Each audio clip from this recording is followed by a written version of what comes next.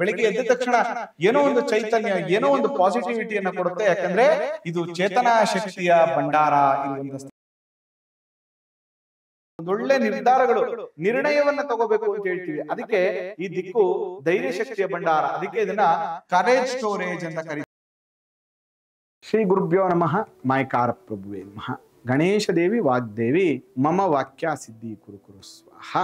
ವಾಸ್ತು ಪುರುಷಾಯ ವಿದ್ಮಹೆ ಕ್ಷೇಮಂಕರಾಯ ಧೀಮಹಿ ತನ್ನೋ ವಾಸ್ತು ಪ್ರಚೋದಯಾತ್. ಆರಾಧ್ಯ ದೈವನಾಗಿರುವಂತಹ ಮಲೆ ಮಾದೇಶ್ವರರನ್ನ ಮನದಲ್ಲಿ ನೆನೆಯುತ್ತಾ, ವಿದ್ಯಾಗುರುಗಳ ತಂದೆ ತಾಯಿಯ ಪಾದಾರವಿಂದಗಳಿಗೆ ನಮಸ್ಕಾರವನ್ನು ಮಾಡ್ತಾ, ಜಗದ್ಗುರು ಪಂಚಾಚಾರ್ಯರನ್ನ, ಬಸವಾದಿ ಶರಣರನ್ನ ಮನದಲ್ಲಿ ನೆನೆಯುತ್ತಾ, ನನ್ನೆಲ್ಲ ಪ್ರೀತಿಯ ವಾಸ್ತುವಿಜ್ಞಾನ ವೀಕ್ಷಕ ಬಂಧುಗಳಿಗೆ ನಿಮ್ಮ ಮುಗುರ್ ಮಧು ದೀಕ್ಷಿತ್ ಮಾಡುವಂತಹ ಪರಿಪೂರ್ಣವಾದಂಥ ನಮಸ್ಕಾರಗಳು. ಇನ್ನು ಯಾರು ಕೂಡ ನಮ್ಮ ಸಂಚಿಕೆಯನ್ನು ನೋಡ್ತಾ ಇಲ್ಲ ಅಥವಾ ನೋಡಿದ್ರು ಯಾರು ಕೂಡ ಸಬ್ಸ್ಕ್ರೈಬ್ ಆಗಿಲ್ಲ, ಫಾಲೋ ಮಾಡ್ತಾ ಇಲ್ಲ, ದಯವಿಟ್ಟು ಮಾಡಿ. ನೂರಾರು ಜನರಿಗೆ ವಾಸ್ತುವಿಜ್ಞಾನದ ಮಾಹಿತಿಯನ್ನು ತಿಳಿಸ್ಬೇಕು ಅನ್ನುವಂಥ ನಮ್ಮ ಪ್ರಯತ್ನಕ್ಕೆ ನಿಮ್ಮ ಸಹಕಾರವೂ ಇರಲಿ ಅಂತ ಹೇಳ್ತಾ, ಇವತ್ತು ಅಷ್ಟದಿಕ್ಕುಗಳ ಮತ್ತು ವಾಸ್ತುವಿನ ಒಂದು ಸೀಕ್ರೆಟ್ ಏನು, ಅದು ಯಾಕೆ ನಾವು ಡಿಸ್ಟರ್ಬ್ ಮಾಡಬಾರ್ದು, ಯಾಕೆ ಎಕ್ಸ್ಟೆನ್ಷನ್ಸು ಕಟ್ಟು ಮಾಡಬಾರ್ದು, ಅದು ಹೇಗೆ ವರ್ಕ್ ಆಗುತ್ತೆ, ಅದರಲ್ಲಿರುವಂಥ ಒಂದು ಚಿಂತನೆಗಳೇನು ಅನ್ನುವಂಥ ವಿಷಯಗಳನ್ನ ಇವತ್ತಿನ ಸಂಚಿಕೆಯಲ್ಲಿ ತಿಳಿಸ್ತೇನೆ.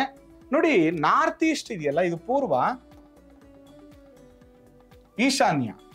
ನೋಡಿ, ನಾವು ಈಶಾನ್ಯವನ್ನು ಯಾಕೆ ಎಕ್ಸ್ಟೆನ್ಷನ್ಸ್ ಕಟ್ ಮಾಡಬಾರ್ದು ಅಂದ್ರೆ, ಇಲ್ಲೊಂದು 8 ದಿಕ್ಕುಗಳಲ್ಲಿ ಕೂಡ ಒಂದೊಂದು ಸ್ಟೋರೇಜಸ್ ಇರುತ್ತೆ, ಒಂದೊಂದು ಎನರ್ಜಿ ಫ್ಲೋ ಆಗ್ತಿರುತ್ತೆ. ಎಕ್ಸಾಂಪಲ್ ನೋಡಿ, ಈಶಾನ್ಯವನ್ನು ನಾವು ಜ್ಞಾನ ಶಕ್ತಿಯ ಕ್ಷೇತ್ರ ಅಂತ ಕರಿತೀವಿ, ಶುದ್ಧತೆಯ ಕ್ಷೇತ್ರ ಮತ್ತು ಧ್ಯಾನ ಶಕ್ತಿಯ ಕ್ಷೇತ್ರ ಅಂತ ಕರಿತೀವಿ. ಅದಕ್ಕೆ ಇದನ್ನ ಸ್ಪಿರಿಚುವಲ್ ವಿಸ್ಡಮ್ ಸ್ಟೋರೇಜ್ ಪ್ಲೇಸ್ ಅಂತ ಕರಿತೀವಿ. ಅದಕ್ಕೆ ಯಾವಾಗಲೂ ಕೂಡ ಈ ದಿಕ್ಕಲ್ಲಿ ನಾವೇನ್ ಮಾಡ್ತೀವಿ ಅಂತಂದ್ರೆ, ಧ್ಯಾನ ಮಾಡಬೇಕು, ಪೂಜೆ ಮಾಡಬೇಕು, ದೇವ್ರ ಮನೆಯನ್ನ ಇಡಬೇಕು ಅಂತ ಹೇಳ್ತೀವಿ. ಯಾವಾಗ್ಲೂ ಈಶಾನ್ಯದಲ್ಲೇ ನಮ್ಮ ದೇವ್ರ ಮನೆ ಇರಬೇಕು. ಯಾಕಂದ್ರೆ ಅಲ್ಲಿ ಸ್ಪಿರಿಚುವಲ್ ವಿಸ್ಡಮ್ ಸ್ಟೋರೇಜ್ ಆಗೋದ್ರಿಂದ, ಅಲ್ಲಿ ಕೂತ್ಕೊಂಡು ಪೂಜೆ ಮಾಡೋದ್ರಿಂದ ನಮ್ಗೆ ಜ್ಞಾನ ಶಕ್ತಿ ಉಂಟಾಗ್ತದೆ, ಶುದ್ಧತೆ ಉಂಟಾಗ್ತದೆ ಮತ್ತು ಧ್ಯಾನ ಶಕ್ತಿ ನಮ್ಗೆ ಉಂಟಾಗ್ತದೆ. ಅದಕ್ಕೆ ಅದನ್ನ ಧ್ಯಾನ ಶಕ್ತಿಯ ಭಂಡಾರ ಅಂತ ಕರಿತೀವಿ. ನೋಡಿ, ಈಸ್ಟಲ್ಲಿ ಯಾವಾಗಲೂ ಒಂದು ದೊಡ್ಡ ಕಿಟಕಿ ಇರಬೇಕು, ಸೂರ್ಯನ ಬೆಳಕು ಮನೆ ಒಳಗಡೆ ಬರಬೇಕು, ಎಂಟ್ರಿಯನ್ಸ್ ಅನ್ನ ಕೊಡ್ಬೇಕು ಅಂತ ಹೇಳ್ತೀವಿ. ಯಾಕೆ ಅಂತಂದ್ರೆ, ಇದು ಪ್ರೇರಣಾ ಶಕ್ತಿಯನ್ನ ನಮಗೆ ಕೊಡುತ್ತೆ, ಒಂದು ಮೋಟಿವೇಶನ್ ಕೊಡುತ್ತೆ. ಬೆಳಿಗ್ಗೆ ಎದ್ದ ತಕ್ಷಣ ಏನೋ ಒಂದು ಚೈತನ್ಯ, ಏನೋ ಒಂದು ಪಾಸಿಟಿವಿಟಿಯನ್ನ ಕೊಡುತ್ತೆ. ಯಾಕಂದ್ರೆ ಇದು ಚೇತನಾ ಶಕ್ತಿಯ ಭಂಡಾರ ಇರುವಂತ ಸ್ಥಳ, ಪ್ರೇರಣಾ ಶಕ್ತಿ ಇರುವಂತ ಸ್ಥಳ. ಅದಕ್ಕೆ ಇದನ್ನ ಇನ್ಸ್ಪಿರೇಷನ್ ಸ್ಟೋರೇಜ್ ಇರುವಂತ ದಿಕ್ಕು ಅಂತ ನಾವು ಕರಿತೀವಿ. ಅದೇ ತರ ಆಗ್ನೇಯ ದಿಕ್ಕು ಬಂದು ಕ್ರಿಯಾಶಕ್ತಿಯನ್ನ ಕೊಡುತ್ತೆ. ಕ್ರಿಯಾ ಅಂದ್ರೆ ಯಾವಾಗಲೂ ಆಕ್ಟಿವ್ ಆಗಿರ್ಬೇಕು, ಏನಾದ್ರೂ ಒಂದು ಕೆಲಸ ಮಾಡ್ತಾ ಇರಬೇಕು. ಕೆಲಸ ಮಾಡ್ಲಿಲ್ಲ ಅಂದ್ರೆ ಜಿಡ್ಡು ಹಿಡಿದು ಬಿಡುತ್ತೆ ದೇಹ. ಆ ರೀತಿಯಾಗಿ ಕ್ರಿಯಾಶಕ್ತಿಯನ್ನ ಕೊಡುವಂತ ಒಂದು ದಿಕ್ಕು, ಶಕ್ತಿಯನ್ನ ಕೊಡುವಂತ ಒಂದು ದಿಕ್ಕು. ಎಲ್ಲದಕ್ಕಿಂತ ಮುಖ್ಯವಾಗಿ ಅಗ್ನಿ ಶಕ್ತಿಯ ಭಂಡಾರ ಇದು. ಅದಕ್ಕೆ ನಾವು ಯಾವಾಗ್ಲೂ ಇದನ್ನ ಎನರ್ಜಿ ಮತ್ತು ಮೋಟಿವೇಶನ್ ಸ್ಟೋರೇಜ್ ದಿಕ್ಕು ಅಂತ ಕರಿತೀವಿ.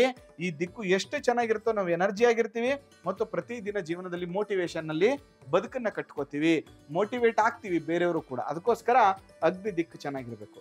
ನೋಡಿ, ದಕ್ಷಿಣ ಎಷ್ಟು ಪವರ್ಫುಲ್ ಅಂದ್ರೆ, ಇದನ್ನ ಶಕ್ತಿಯ ಫಲಿತಾಂಶವನ್ನ ಕೊಡುವಂತ ದಿಕ್ಕು ಅಂತ ಕರಿತೀವಿ. ಯಾವ್ದಾದ್ರೂ ಒಂದು ರೈಟ್ ಟೈಮ್ ಅಲ್ಲಿ ರೈಟ್ ಡಿಸಿಷನ್ ಅನ್ನು ತಗೋಬೇಕು. ಅದಕ್ಕೆ ಈ ದಿಕ್ಕು ಧೈರ್ಯ ಶಕ್ತಿಯ ಭಂಡಾರ. ಅದಕ್ಕೆ ಇದನ್ನ ಕರೇಜ್ ಸ್ಟೋರೇಜ್ ಅಂತ ಕರಿತೀವಿ. ಅದಕ್ಕೆ ಯಾವಾಗ್ಲೂ ಕೂಡ ದಕ್ಷಿಣ ದಿಕ್ಕು ಯಾವಾಗ್ಲೂ ಕೂಡ ಎಕ್ಸ್ಟೆನ್ಷನ್ಸ್, ಕಟ್ಟು ಅಥವಾ ಸ್ಟೇರ್ ಕೇಸ್ ನ ಎಕ್ಸ್ಟೆಂಡ್ ಮಾಡ್ಬೋದು. ಇದನ್ನ ಮಾಡಬಾರ್ದು. ಯಾಕಂದ್ರೆ ಧೈರ್ಯ ಹೋಗ್ಬಿಡುತ್ತೆ, ಎನರ್ಜಿ ಹೋಗ್ಬಿಡುತ್ತೆ, ಸರಿಯಾಗಿ ನಿರ್ಧಾರಗಳನ್ನ ತಗೊಳ್ಳಲ್ಲ, ಲೈಫಲ್ಲಿ ತುಂಬಾ ತಪ್ಪು ನಿರ್ಧಾರಗಳನ್ನ ತೆಗೆದುಕೊಳ್ಳುವಂತ ಸಾಧ್ಯತೆಗಳಿರ್ತದೆ. ಅದಕ್ಕೆ ಕರೇಜ್ ಚೆನ್ನಾಗಿರ್ಬೇಕು, ಕರೇಜ್ ಸ್ಟೋರೇಜ್ ಆಗುವಂತ ದಿಕ್ಕನ್ನು ಚೆನ್ನಾಗಿ ಇಟ್ಕೋಬೇಕು. ಅದ್ರ ಜೊತೆಗೆ ನೋಡಿ, ನೈಋತ್ಯ ಎಷ್ಟು ಇಂಪಾರ್ಟೆಂಟ್ ಅಂದ್ರೆ, ಸ್ಥೈರ್ಯವನ್ನ ಕೊಡುವಂತ ದಿಕ್ಕು, ನಮ್ಮ ಕರ್ಮವನ್ನ ಡಿಸೈಡ್ ಮಾಡುವಂತ ದಿಕ್ಕು, ನಮ್ಗೆ ಭದ್ರತೆಯನ್ನ ಕೊಡುವಂತ ದಿಕ್ಕು. ಅದಕ್ಕೆ ಈ ದಿಕ್ಕನ್ನ ನಾವು ಕರ್ಮ ಸ್ಟೋರೇಜ್ ಅಂತ ಕರಿತೀವಿ. ಅದಕ್ಕೆ ದಂಪತಿಗಳು ಈ ದಿಕ್ಕಲ್ಲಿ ಮಲ್ಕೊಳ್ಳಿ, ನಿಮ್ಮ ದುಡ್ಡನ್ನ ಈ ಜಾಗದಲ್ಲಿ ಇಡಿ, ವೆಯ್ಟ್ ಅನ್ನ ಇಡಿ ಅಂತ ನಾವ್ ಯಾಕೆ ಹೇಳ್ತೀವಿ? ಕರ್ಮ ಸ್ಟೋರೇಜ್. ನೀವು ಏನೋ ಒಂದು ಒಳ್ಳೇದಕ್ಕೆ ಮಾಡ್ತೀಯಾ, ನೀವು ಏನೊಂದು ಕೆಟ್ಟದ್ ಮಾಡ್ತೀವಿ, ಎಲ್ಲ ಕೂಡ ಇಲ್ಲಿ ಸ್ಟೋರೇಜ್ ಆಗ್ತಿರುತ್ತೆ. ಅದಕ್ಕೆ ನಾವು ಯಾವಾಗಲೂ ಒಳ್ಳೆ ಕರ್ಮಗಳನ್ನ ಮಾಡಬೇಕು, ನಾನು ಸ್ಥೈರ್ಯವಾಗಿರ್ಬೇಕು, ಭದ್ರತೆಯಿಂದ ಬದುಕಬೇಕು, ಭದ್ರತೆಯಿಂದ ನನ್ನ ಜೀವನ ಇರಬೇಕು, ನನ್ನ ಕುಟುಂಬ ಇರಬೇಕು ಅಂದ್ರೆ ಕರ್ಮ ಸ್ಟೋರೇಜ್ ಚೆನ್ನಾಗಿರ್ಬೇಕು, ಅಂದ್ರೆ ನೈಋತ್ಯ ಮೂಲೆ ಚೆನ್ನಾಗಿರ್ಬೇಕು. ಅದೇ ತರ ನೋಡಿ, ಅನುಭವವನ್ನ ಕಲಿಸುವಂತ ದಿಕ್ಕು, ಪೂರ್ಣತೆಯನ್ನ ಅಂದ್ರೆ ನೀ ಏನೇನೋ ಮಾಡ್ಕೊಂಡು ಬಂದಿದೀಯಪ್ಪ, ಅಲ್ಲಿ ಧ್ಯಾನ ಮಾಡಿದೆ, ಅಲ್ಲಿ ಪ್ರೇರಣೆ ತಗೊಂಡೆ, ಇಲ್ಲಿ ಏನೋ ಕ್ರಿಯಾತ್ಮಕವಾಗಿ ಕೆಲಸ ಮಾಡಿದೆ, ಇಲ್ಲಿ ಧೈರ್ಯದಿಂದ ನಿರ್ಧಾರ ತಗೊಂಡೆ, ಒಳ್ಳೆ ಕೆಲಸವನ್ನ ಕೂಡ ಮಾಡಿದೆ. ಆದ್ರೆ ಅದಕ್ಕೊಂದು ರಿಸಲ್ಟ್ ಅಂತ ಬೇಕಲ್ಲ, ಅದಕ್ಕೊಂದು ಪೂರ್ಣತೆ ಅಂತ ಬೇಕಲ್ಲ.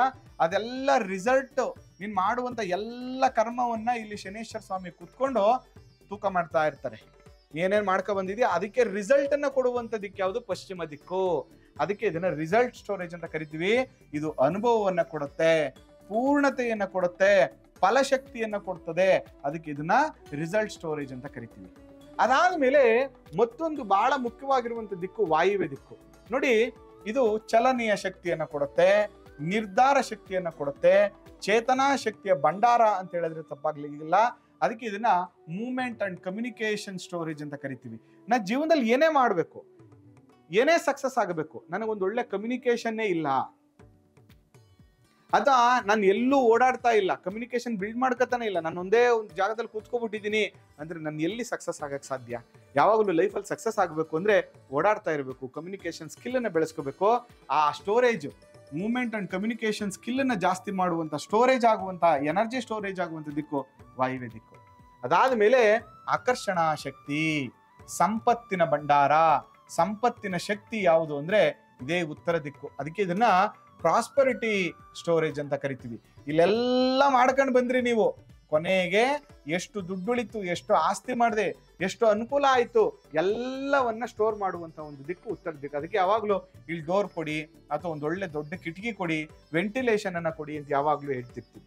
ಇದಾದ ಮೇಲೆ ನಮ್ಮೊಂದು ದೈವಿಕವಾದಂತ ಶಕ್ತಿ, ನಾವ್ ಎಲ್ಲೇ ಇದ್ರು ಕೂಡ, ಅದಕ್ಕೆ ನಾ ಯಾವಾಗ್ಲೂ ಹೇಳ್ತಾ ಇರ್ತೀನಿ, ಬೆಳಿಗ್ಗೆ ಎದ್ದ ತಕ್ಷಣ ಒಳ್ಳೇದನ್ನ ಮಾತಾಡಿ.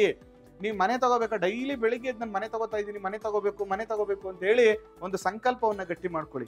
ನನ್ನ ಎಕ್ಸಾಮಲ್ಲಿ ಚೆನ್ನಾಗಾಗಬೇಕು, ಪ್ರತಿ ಸರಿ ಅದನ್ನೇ ಹೇಳ್ತಾ ಇರಿ. ನಾನು ಇದನ್ನ ಮಾಡ್ಬೇಕು ಹೇಳ್ತಾ ಇರಿ. ಎಲ್ಲಿವರೆಗೆ ನಿಮ್ದು ಪಾಸಿಟಿವ್ ಆಟಿಟ್ಯೂಡ್, ಧನಾತ್ಮಕತೆ ಬೆಳೆಯುತ್ತೋ ಯೂನಿವರ್ಸ್ ನಮ್ಗೆ ವಾಪಸ್ ಕೊಡುತ್ತೆ. ಯೂನಿವರ್ಸ್ ಹತ್ರದ ಒಂದು ಎನ್ವೈರನ್ಮೆಂಟ್ ನ ಕ್ರಿಯೇಟ್ ಮಾಡುತ್ತೆ. ಅದಕ್ಕೆ ನಿಮ್ಮ ಬ್ರಹ್ಮಸ್ಥಾನ ಚೆನ್ನಾಗಿರ್ಬೇಕು ಅಂತ ಹೇಳ್ತೀವಿ. ಯಾಕಂದ್ರೆ ಇಟ್ ಈಸ್ ಆಕಾಶ ಶಕ್ತಿಯನ್ನು ಇಂಡಿಕೇಟ್ ಮಾಡುತ್ತೆ. ಇದು ಯೂನಿವರ್ಸಲ್ ಕಾಸ್ಮಿಕ್ ಎನರ್ಜಿಯನ್ನ ಸ್ಟೋರೇಜ್ ಮಾಡ್ಕೊಡುತ್ತೆ. ಅದಕ್ಕೆ ಯಾವಾಗ್ಲೂ ಈ ಬ್ರಹ್ಮಸ್ಥಾನದಲ್ಲಿ ಸಂಪನ್ನ ಮಾಡಬೇಡಿ, ಬ್ರಹ್ಮಸ್ಥಾನದಲ್ಲಿ ಕಾಲಮ್ಸ್ನ ಮಾಡಬೇಡಿ, ಬ್ರಹ್ಮಸ್ಥಾನದಲ್ಲಿ ಸಂಪನ್ನ ಮಾಡ್ಕೋಬೇಡಿ, ಬ್ರಹ್ಮಸ್ಥಾನದಲ್ಲಿ ಸ್ಟೇರ್ ಕೇಸ್ ಅನ್ನ ಮಾಡ್ಬೇಡಿ ಅಂತ ಯಾಕೆ ಹೇಳ್ತೀವಿ ಅಂದ್ರೆ, ಯೂನಿವರ್ಸ್ ಇಂದ ಯಾವಾಗ್ಲೂ ಒಂದು ಎನರ್ಜಿ ಬರ್ತಾನೆ ಇರುತ್ತೆ. ಯೂನಿವರ್ಸ್ ನಮಗೋಸ್ಕರ ಏನೇನೋ ಒಂದು ವಿಷಯವನ್ನ ಕಳಿಸ್ತಾನೆ ಇರ್ತದೆ. ಅದನ್ನ ನಾವು ಪಡ್ಕೋಬೇಕು, ಆ ಕಾಸ್ಮಿಕ್ ಎನರ್ಜಿಯನ್ನ ಪಡ್ಕೋಬೇಕು. ರಿಸೀವ್ ಮಾಡ್ಕೊಳಕ್ ಕೂಡ ಒಂದು ಶಕ್ತಿ ಬೇಕಲ್ವಾ? ಈಗ ಯಾವ್ದೋ ಫೋನ್ ಕಾಲ್ ಬರ್ತಾ ಇದೆ ನಮ್ಗೆ ಹೊರಗಡೆಯಿಂದ, ಆ ಫೋನ್ ಕಾಲ್ ರಿಸೀವ್ ಮಾಡಕ್ ನಮ್ಮನೇಲಿ ಕೂಡ ಒಂದು ಫೋನ್ ಕಾಲ್ ಇರ್ಬೇಕಲ್ಲ. ಅದನ್ನ ರಿಸೀವ್ ಮಾಡಕ್ಕೆ ಆಗ್ತಿಲ್ಲ ಅಂದ್ರೆ, ಅದೇ ತರ ಈ ಜಾಗ ಎಷ್ಟು ಪಾಸಿಟಿವ್ ಆಗಿರುತ್ತೋ ಅಷ್ಟು ದೈವಿಕ ಎನರ್ಜಿ, ಕಾಸ್ಮಿಕ್ ಎನರ್ಜಿ ನಮ್ಗೆ ಸಿಗುತ್ತೆ. ಈ ರೀತಿಯಾಗಿ ನಾವು ಎಲ್ಲ ದಿಕ್ಕುಗಳನ್ನ, ವಿಷಯಗಳನ್ನ ತಿಳ್ಕೊಂಡು, ಯಾವ್ಯಾವ ದಿಕ್ಕಲ್ಲಿ ಏನೇನ್ ಸ್ಟೋರೇಜ್ ಆಗುತ್ತೆ, ಯಾವ್ಯಾವ ದಿಕ್ಕಿಂದ ನಮ್ಗೆ ಅನುಕೂಲ ಆಗುತ್ತೆ, ಎಲ್ಲ ವಿಷಯಗಳನ್ನ ತಿಳ್ಕೊಂಡು ನಾವು ಗೃಹ ನಿರ್ಮಾಣ ಮಾಡದ್ದೇ ಆದ್ರೆ 100% ವಾಸ್ತುವಿಂದ ನಮಗೆ ಅತ್ಯಂತ ಶುಭ ಫಲಗಳು ಪ್ರಾಪ್ತಿ ಆಗ್ತದೆ. ಯಾವಾಗಲೂ ಕೂಡ ಒಂದು ಗೃಹ, ಒಂದು ಮನೆ ಈ ರೀತಿ ಒಂದು ಯಂತ್ರದ ತರ ಕೆಲಸ ಮಾಡ್ತಿರುತ್ತೆ. ಆ ಯಂತ್ರ ಎಷ್ಟು ಪಾಸಿಟಿವ್ ಆಗಿರುತ್ತೋ ಅಲ್ಲಿ ವಾಸ ಮಾಡುವಂತಹ ಜೀವಾತ್ಮನಿಗೆ, ಅಲ್ಲಿ ವಾಸ ಮಾಡುವಂತಹ ಗೃಹಸ್ಥರಿಗೆ ಅತ್ಯಂತ ಶುಭ ಫಲಗಳು ಪ್ರಾಪ್ತಿ ಆಗುತ್ತೆ ಅಂತ ಹೇಳ್ತಾ ಈ ಸಂಚಿಕೆನ ಮುಗಿಸ್ತಾ ಇದ್ದೇನೆ. ಆ ಮಲೆಮಹದೇಶ್ವರರ ಅನುಗ್ರಹ ಸದಾ ನಿಮ್ಮ ಮೇಲಿರಲಿ. ಯಾವಾಗಲೂ ಕೂಡ ಒಂದು ಒಳ್ಳೆ ಚಿಂತನೆಯಿಂದ ಜೀವನವನ್ನು ಕಟ್ಕೊಳ್ಳುವಂಥ ಕೆಲಸವನ್ನು ಮಾಡಿ. ನಿಮಗೂ ಕೂಡ ಯಾವುದೇ ರೀತಿಯ ವಾಸ್ತು ಸಲಹೆ, ವಾಸ್ತು ಸಹಕಾರ ಬೇಕಾದ್ರೆ ಭೇಟಿ ಮಾಡಿ. ವಾಸ್ತುಶಾಸ್ತ್ರವನ್ನ ಕಲಿಬೇಕು ಅಂದ್ರೂ ಕೂಡ ನನ್ನನ್ನು ಭೇಟಿ ಮಾಡಿ ಅಂತ ಹೇಳ್ತಾ ಈ ಸಂಚಿಕೆನ ಮುಗಿಸ್ತಾ ಇದ್ದೇನೆ. ಆ ಮಲೆಮಹದೇಶ್ವರರ ಅನುಗ್ರಹ ಸದಾ ನಿಮ್ಮ ಮೇಲಿರಲಿ. ನಮಸ್ಕಾರ.